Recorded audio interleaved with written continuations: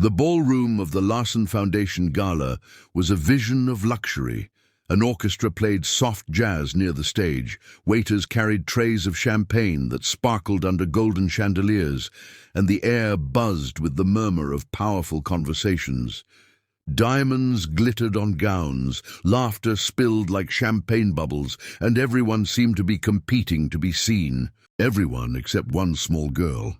Emily Carter had been hired as junior event staff, which meant she didn't belong in this world of wealth and prestige. Her rented black dress was modest compared to the glittering designer gowns, and her shoes pinched because they were the cheapest pair she could find that looked professional. She wasn't here to be noticed, she was here to work. Still, her eyes kept drifting to the corner of the room where the girl sat. She couldn't have been more than 10 or 11, dressed in a pale blue dress that shimmered softly under the chandeliers. Her blonde hair was braided neatly, a silver clip holding it in place. She sat alone on a chair, hands folded in her lap, her expression so carefully neutral it almost looked practiced. What struck Emily wasn't just the girl's solitude, it was the way the entire room seemed to ignore her presence completely. Guests brushed past her without a glance. Even the waiters avoided eye contact, as though acknowledging her might be some kind of mistake. Emily frowned. Why bring a child to a gala like this if no one will even look at her? She got her answer moments later when the orchestra paused and the room shifted its attention toward the grand staircase. A tall man descended, his black tuxedo perfectly cut, his stride confident and commanding. Applause rippled, voices rose in greeting. Richard Larson. Even Emily, who wasn't impressed by wealth, recognized him instantly. Billionaire businessman, philanthropist, founder of the Larson Foundation. A man whose photo appeared regularly in financial magazines, usually accompanied by headlines about record-breaking donations or bold investments. And the little girl in the corner, Emily realized with a jolt, was his daughter. So that's Sophie Larson, Emily thought, her chest tightening. She'd read snippets in tabloids that Richard's only child had been born deaf, that she was rarely seen in public, that he kept her shielded from the media. Rumors painted her life as lonely, isolated, overshadowed by her father's towering reputation. Watching Sophie now, Emily couldn't help but believe it. The girl's eyes swept the glittering crowd, her gaze lingering on her father, who was already surrounded by admirers, shaking hands, laughing at someone's remark. He didn't glance once in Sophie's direction. Emily's throat tightened. The girl wasn't just sitting alone, she was invisible. "It's none of my business," Emily told herself firmly. She clutched her clipboard and scanned the room for servers, reminding herself that she had a job to do. Stay professional. Don't interfere. When she looked back, Sophie's eyes were glossy with unshed tears. She blinked rapidly, tilting her head down as if hiding her emotions was second nature. Emily felt something inside her break. She knew what it was like to feel overlooked. Growing up in a big family where her siblings always seemed brighter, louder, more accomplished, Emily had often been the quiet one, the one who got forgotten at the dinner table or ignored in conversations. She recognized that same look now in Sophie's face. Before she could second-guess herself, Emily found her feet carrying her across the ballroom. Sophie noticed her approach, her posture tensing like a small animal, unsure if it was about to be helped or scolded. Emily crouched down so she wouldn't tower over her. She smiled gently. "Hi there," she said softly, though she knew Sophie might not hear. Then slowly Emily raised her hands. "Hello." Sophie's eyes widened in shock. She stared at Emily, as if she couldn't believe what she had just seen. "You no sign?" Her hands moved, hesitant but clear. Emily's heart fluttered. She smiled wider, a little.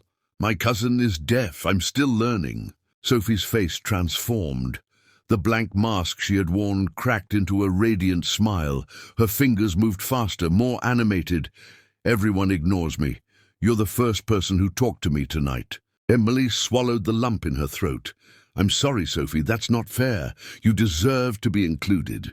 The girl's smile widened even more, and she leaned forward eagerly, her hands dancing as she told Emily about herself.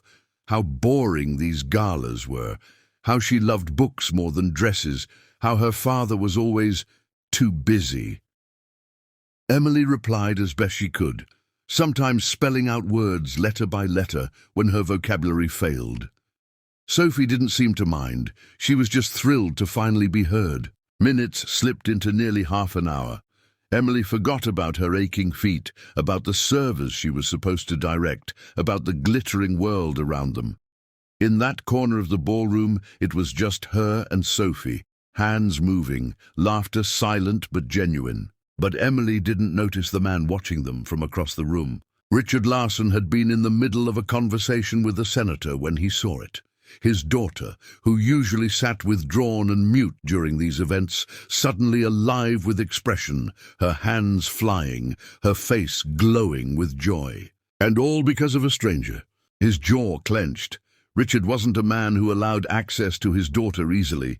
He paid for the best private tutors, the most qualified nannies, the most secure environment. He'd spent years making sure Sophie's world was safe, contained. That was how he protected her.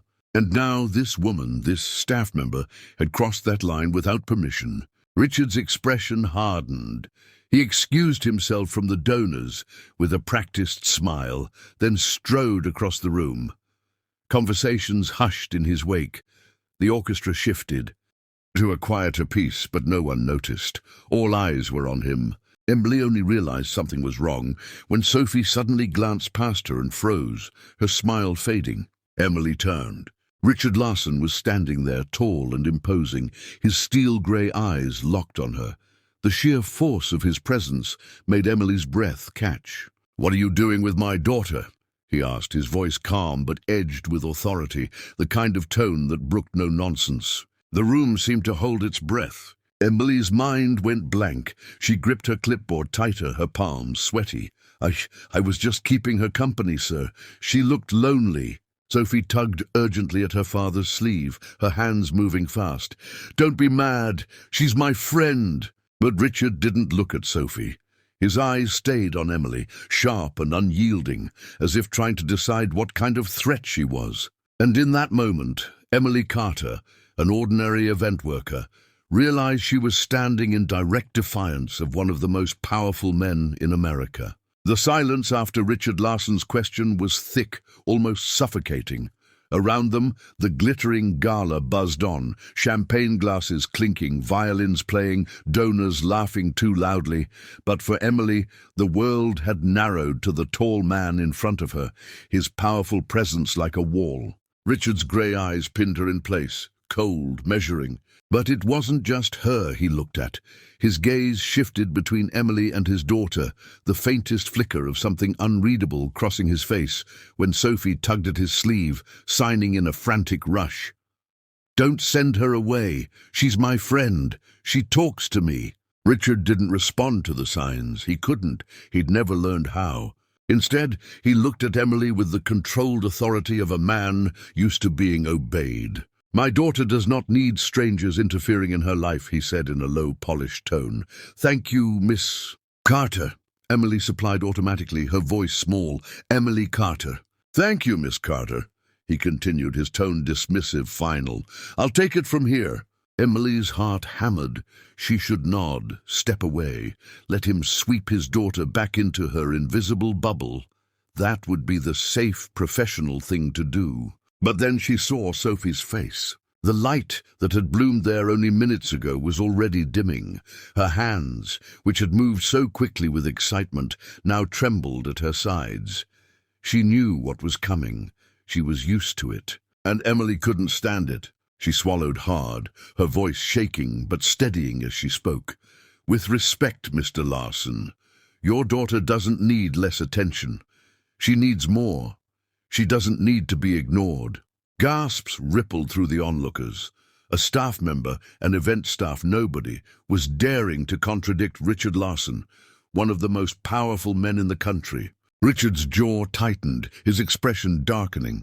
Emily braced herself for the fallout, stepped forward, her hands flying with urgency. "She's right, Dad. Please, she listens to me. Don't take her away." Richard stared at her, His polished composure cracked for the briefest moment, his breath catching as if he'd been struck. Emily glanced between them, her chest tightening. She signed gently, "She's very smart. She just needs someone to connect with, someone to see her." Richard's eyes flicked to Emily's hands. He didn't understand the signs, not a single one.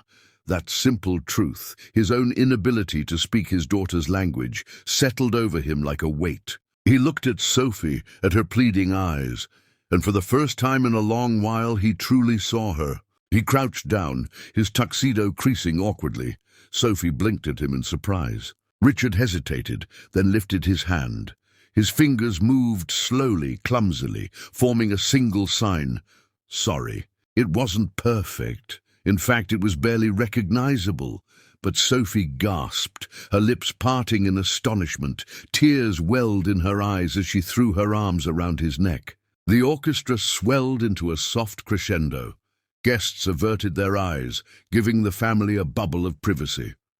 For a moment, the billionaire and his daughter were just a father and child. Emily's own throat tightened. She had expected anger, dismissal, maybe even to be fired on the spot. But this was something she hadn't dared hope for. Richard held Sophie close. His eyes closed briefly, as though he was fighting something within himself. Then he stood, Sophie's small hand still clutching his. He turned to Emily. His tone was quieter now, less like the billionaire titan everyone revered, and more like a man uncertain of the ground beneath his feet. "You know sign language?" "A little," Emily admitted. "My cousin is deaf. I'm still learning, but it's enough." Richard studied her for a long moment. His gaze was no longer cold, though it still carried the weight of scrutiny. At last, he inclined his head slightly. "Don't go far, Miss Carter," he said. "I think my daughter would like you around." Emily exhaled a shaky breath, nodding. That night marked the beginning of something neither of them expected. Over the weeks that followed, Emily found herself drawn deeper into Sophie's world. What had started as a brief connection in a glittering ballroom soon turned into regular visits at the Larson estate. At first, it was informal. Richard asking if she'd be willing to entertain Sophie occasionally, since she seemed happier with Emily than with the parade of tutors and nannies. But Emily wasn't just entertaining her, she was teaching her, encouraging her, listening. They read books together, hands moving across the pages as Sophie signed her thoughts about the stories. They practiced signs Emily barely remembered from her cousin, learning new ones together. They baked cookies in the massive Larson kitchen, flour dusting Sophie's braid as she giggled silently. Existing in the shadow of her father's empire, she was thriving. At first, he kept his distance, watching quietly from doorways or lingering at the edges of rooms while pretending to check his phone. Emily caught him sometimes. His eyes softened, almost vulnerable. One evening, after Emily had finished a reading session with Sophie, Richard stopped her at the door. "You've done something no one else has managed," he said, his voice low. "She smiles now. She laughs. I didn't realize how much I was failing her." Emily hesitated. "You weren't failing her, you just weren't speaking her language." The words hung between them.